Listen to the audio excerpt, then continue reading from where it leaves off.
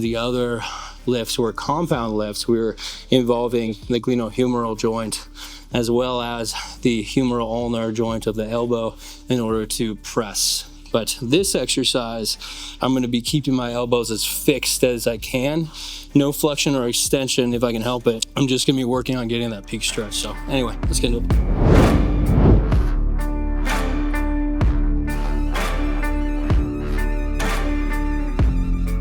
Hey guys, welcome to this workout. It's a chest day, and I'm going to be starting with the Smith machine incline press because I feel like most people want to build the clavicular head of the pecs more than anything else. It's kind of like a mid-range 30-degree incline or so, just because I like to kind of hit the whole gambit, and the higher the incline, the higher up the emphasis is going to be shifted in regards to what you're targeting for the chest.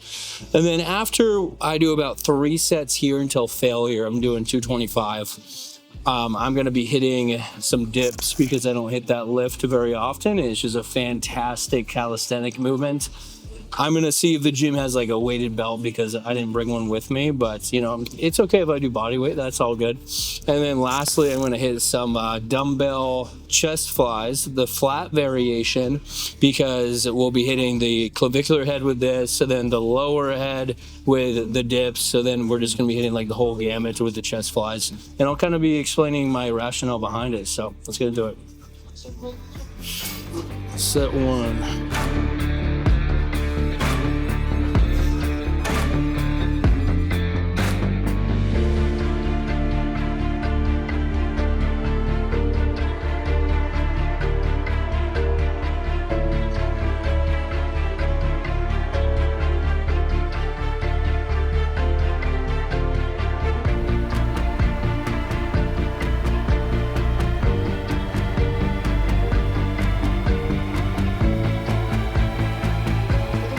Oh, jeez. That was freaking tough. I just like to kind of highlight the form and why I'm doing this variation of the bench press. And the reason why I'm doing it is, first of all, it's so stable. So think of a barbell. You have to use your stabilizers and balance and coordination in order to make sure that you have like a perfect strength curve, or else you're just going to be leaking power. Well, with the Smith machine, these bars are locked into place, and therefore you can just focus on using your pecs and your triceps and your front deltoids and let everything else just chill. And I think that is such a beautiful thing, especially for a chest building exercise. I think that the Smith machine, it's finally starting to get the recognition that it deserves, but it took a long time. And I think that it should have always had kind of a famous regard, you know? Then additionally, in terms of form, it's just a bench press, guys. You don't really need to overcomplicate it. Do all the normal cues that you would do. Scapular blades retracted.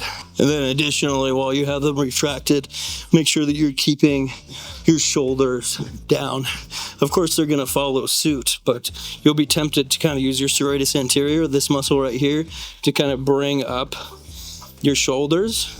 And while that can be great in order to use the serratus anterior, it's not going to give you the best leverage for while you are bench pressing. In fact, it's probably just going to hurt you in the long run. You're definitely going to be leaking power. And then lastly, I like to have like a little bit of an arch, even on an incline, just because it helps me with how much power I can use. And then, you know, people love to like say, oh, don't have like your neck up on the bench while you're pressing. You notice that while I'm pressing, I tend to keep it up just because I feel more powerful there.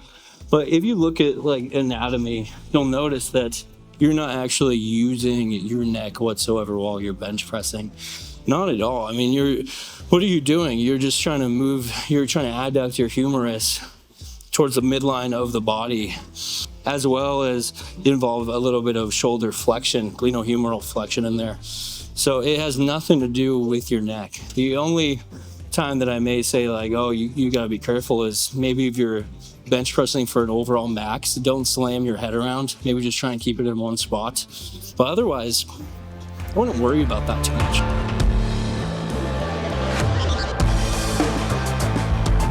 All right, as promised, we got some body weight dips next. I decided not to load it up just because dips are already challenging.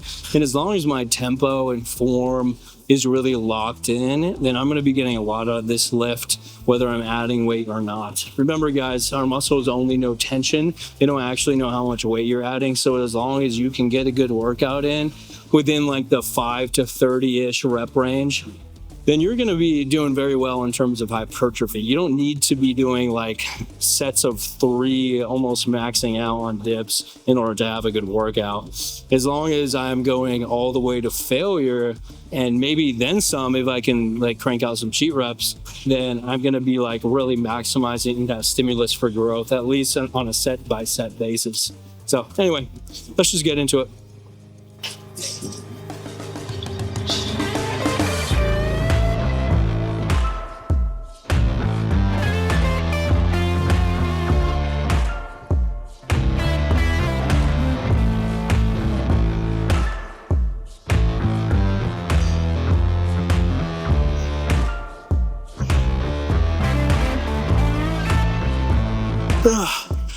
All right, so the major form tidbits that I'm using in this lift is I'm trying to lean as far over as I possibly can.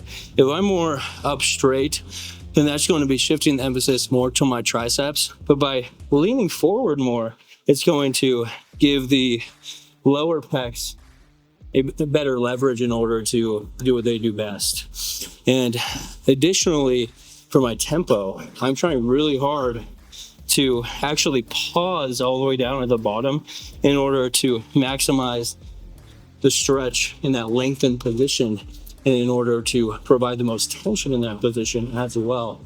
I'm not as concerned as really holding it up straight like this, because right here my limbs are stacked. I could hold here all day. Well, maybe not all day, but you get what I'm trying to say. And therefore, while you're in that fully locked out position, you're not actually getting anything out of the lift. All you're getting out of it is some rest time. But guys, we have rest periods for that. You don't need to be resting intra-set unless it's really kicking your ass. But I'm sure you notice, like, occasionally I would kind of sit in that top locked out position, but not for long, because I'm really trying to milk that bottom range, that stretched out portion. So the dips are just such a fantastic movement for the upper body.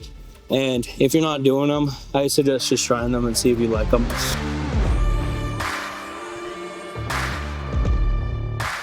All right, so last but not least for today's workouts, I'm going to be hitting some dumbbell flies. And my rationale for having these at the very end is because these are an isolation lift for the chest, versus the other lifts were compound lifts. We were involving the glenohumeral joint as well as the humeral ulnar joint of the elbow in order to press. We were either pressing with the incline Smith or with the dip variation. But either way you swing it, these are compound lifts working on 2 joints using a ton of muscle mass. But this exercise, I'm going to be keeping my elbows as fixed as I can.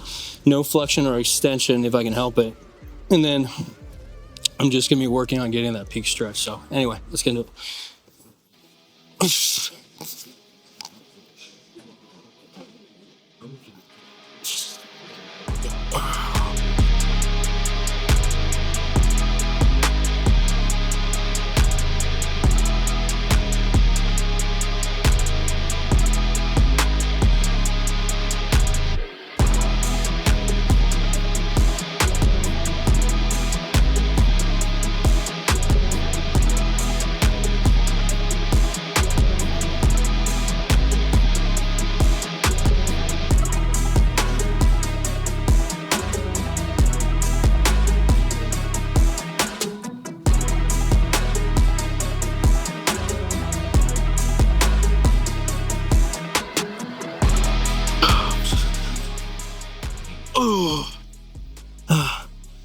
All right, that's a wrap for that exercise.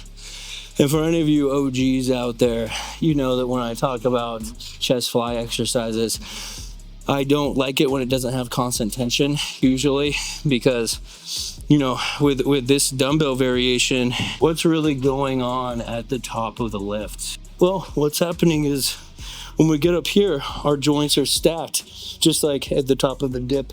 motion and the dip movement. So while our joints are stacked, there's no tension being occurred on the musculature. If we had cables that were pulling from beneath, then that would be a different story. But since these are dumbbells and it's just a regular weight, gravity isn't being able to really do anything until we get out to this point, and then it starts pulling us down. Now, that's both a blessing and a curse of the exercise. But why do I say that? Well, it's a curse because we are losing that really far range of motion of adduction. With cables, you could go past the midpoint and you're also not having that constant tension. But it's a blessing because we know that the most lengthened out or stretched part of any given movement pattern is going to be the most hypertrophic. And what is this movement doing? Well, it's having huge amounts of tension in that lengthened position and virtually none in the shortened position. So it's kind of good just because you really get to milk that lengthened portion, that stretched out portion of the lift. But it's bad because we're not actually getting anything done in the shortened position. So, this is kind of one of those exercises where it's going to be, it's remaining to be seen whether it's superior or inferior to other cable variations, but I have a hunch that it's at least doing as well as the other variations just because you're getting that constant tension in the lengthened position. But anyways, that's gonna do it for today. Have a good one. Bye.